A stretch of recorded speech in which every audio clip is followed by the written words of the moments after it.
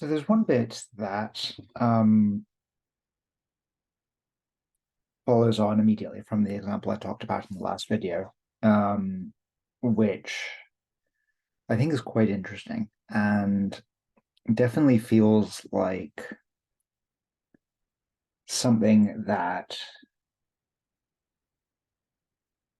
people are Vellum at least is getting from Kant that I hadn't previously sort of appreciated as part of Kant, which may be because I've not read much Kant. It's entirely possible this is obvious to anyone who's actually read the originals. Um, but it sort of fits into one of the things I'm still trying to figure out myself, and that I think is possibly like an interesting thing to get to it from Pellman. Um, the Where does it start? In slightly the wrong place. Um,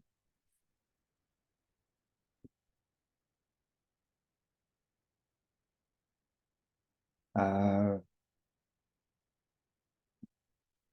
so essentially, what he's trying to get to is the oddity of having multiple conflicting desires. That's not quite how he explains it, but um, he puts this as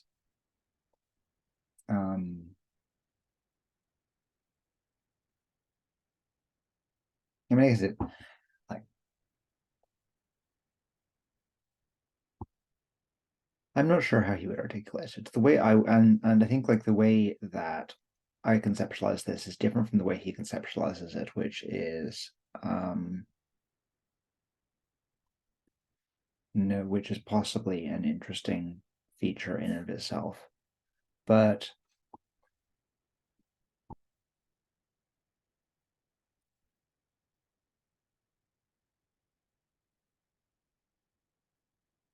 because there are two ways to look at this. One is a like cross-temporal disagreement with yourself, where you've decided at one point in time you want to do something, and at another point of time you've changed your mind, you've decided I don't want to do something.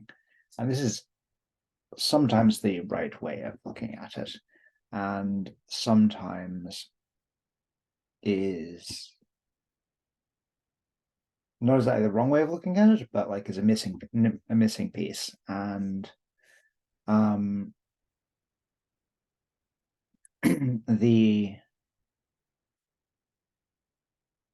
other way to look at it is that at the time you are trying to decide whether or not to skip swimming or do something like this, you both do and don't want to go swimming. It isn't that you have stopped like your it isn't that the thing you decided was valuable at another time of wanting to be in shape is not valuable in the moment that you are trying to decide whether to go swimming or not.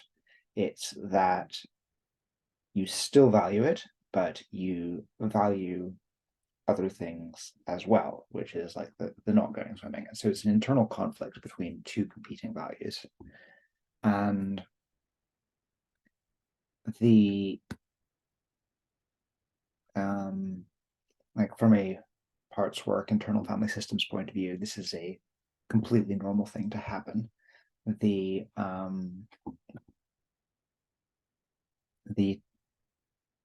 thing that like because part of internal family systems involves thinking of internal family systems or just parts work in general involves thinking of yourselves as decomposed into different parts, each of which you can sort of conceptualize as being their own like relatively unified bundle of wants and desires and strategies that aren't all successfully pulling together.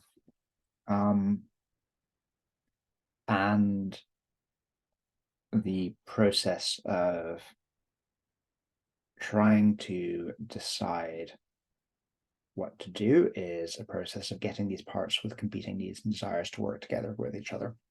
And one of the things that is part of why I would have, I'm not a huge fan of this obligation framing of this, is that it very much sounds like you are being encouraged by this frame to basically run roughshod over the part that doesn't want to do the thing. And um, and it's not that you have to do what it says, in my view. It's that you need to treat its needs as legitimate and treat them as potentially problems to be solved. So like if you're having a particularly bad morning, um, you can allow yourself to do like have an extra coffee before you go, take it easy at the pool, that sort of thing. Like you can treat this as sort of legitimate feedback, and um, and try to work with it. But the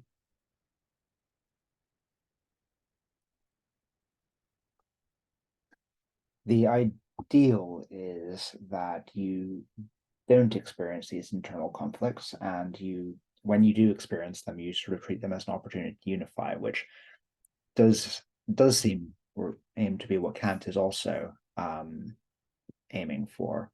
So Kant seems to have this idea, or Kant slash Velleman seems to have this idea that um,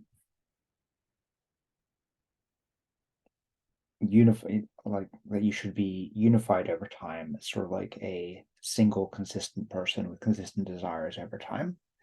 And um, that does seem to be the ideal for me, to me as well. But um, but this thing, this the way the Vellum puts this is that um, a unified persisting person is something that you are because it is something you aspire to be. Um, but this seems clearly false to me. If by um,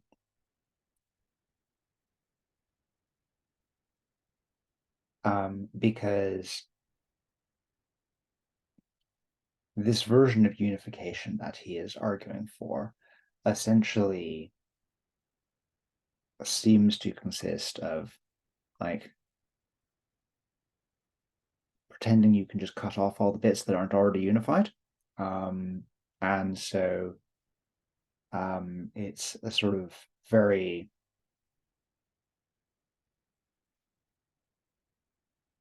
I hate the phrase self-coercion because it doesn't quite track what, but it is basically, it is about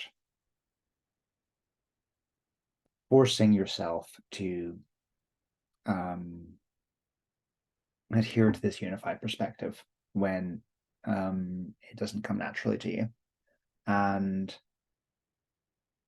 this means that you are not actually resolving the conflicts, you are not actually increasing the degree of unity when you run into conflicts. You are essentially just like trying to force your way through it. And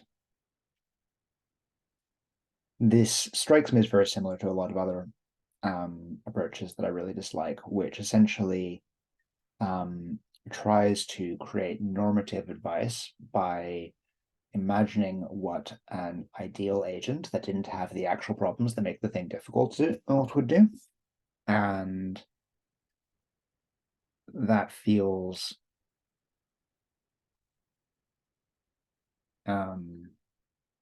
bad.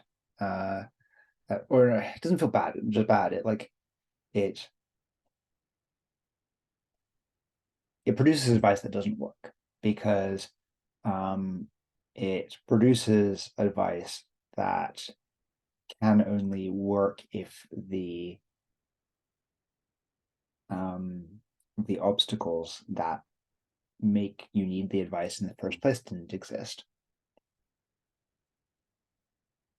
As a side note, which we'll get to in the next video probably. I really dislike the label of this as the state as person. I tend to adopt a very expansive view of personhood, but I definitely don't think that unification is a precondition to counting as a person. Velleman does address this later and basically suggests using the Yiddish word mensch to mean a sort of more coherent, centered, reliable version of being a person, and I like that better.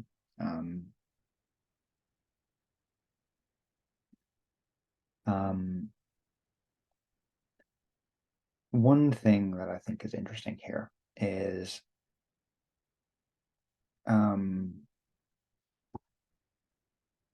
this claim that any creature aware that it is capable of being a person, or mensch, in Kant's view, is capable of appreciating the value of being a mensch and is therefore ineluctably drawn towards personhood, menschhood. It would be nice if that were true. I'm not convinced it's true. I think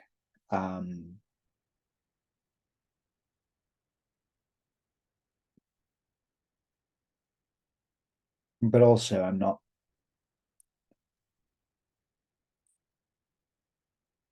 that interested in trying to in ethics for people for whom this is not true.